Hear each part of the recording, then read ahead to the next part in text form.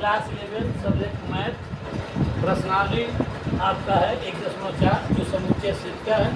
Question number 9 सवाल दिया है a equal to 3, 6, 9, 12, 15, 18, 21, b equal to c equal to d। इसमें हमसे पूछा है a minus B, a minus C, a minus D, b minus A, c minus A, ऐसे 12 को सवाल हमसे पूछा। उम्मीद है कि आपको 1-2 सवाल बताएंगे आप समझ। तो देखेंगे हल पहला हल देखेंगे आप पहला a minus B. A minus B का मतलब होता है कि x such that x element of A तथा x not element of B, मतलब वह ए में हो बी में नहीं हो। तो जब हम a माइनस बी का मान निकालेंगे a माइनस बी का, तो लिखेंगे a का मान 3, 6, 9, 12, 15, 18 और 21। अब माइनस बी का मान कितना है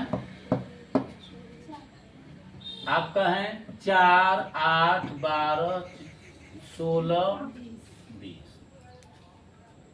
अब आप देखेंगे दोनों में कॉमन क्या है 12 है। 12 के अलावा ए में क्या क्या बच गया 3, 6, 9, 15, 18 और 21। यही आपका आंसर हो जाएगा। बी में हम नहीं देखेंगे, बी में हम नहीं देखेंगे, दोनों में देखेंगे कॉमन क्या है, उस कॉमन को छाट देंगे और जो अब इधर वाले में बचेगा वही हमको लिख लेना है। जैसे दूसरा आप देखें, एक और सवाल देख लें a माइनस सी। ए का मान है 3, 6, 9, 12, 15, 18 और 21। और सी का मान है 2, 4, 6, 8, 10, 12, 14, 16, 18 और 20। अब देखें दोनों में कॉमन क्या है 6 कॉमन है, 12 कॉमन है, 18 कॉमन। तीनों को छोड़ देंगे 3, 9, 15, 21। यही आपका आंसर है। बात समझ में आ गई।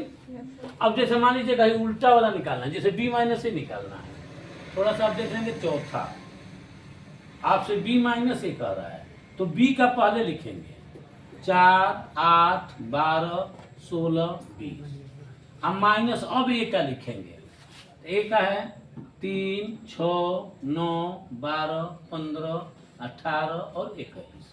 अब देखेंगे कॉमन क्या है, दोनों में कॉमन क्या है 12। दोनों में कॉमन क्या है, तो 12 को छोड़ के अब इसमें जो बच रहा है उसको लिखेंगे 4, 8, 16 और 20। यही आपका आंसर हो गया। यानी कि जिसमें से दूसरे को घटाएंगे उसमें कॉमन ले लेने के बाद से जो इधर वाले में बचेगा वही लिखना है। बात समझ में आ गई। ठीक है, आप लोग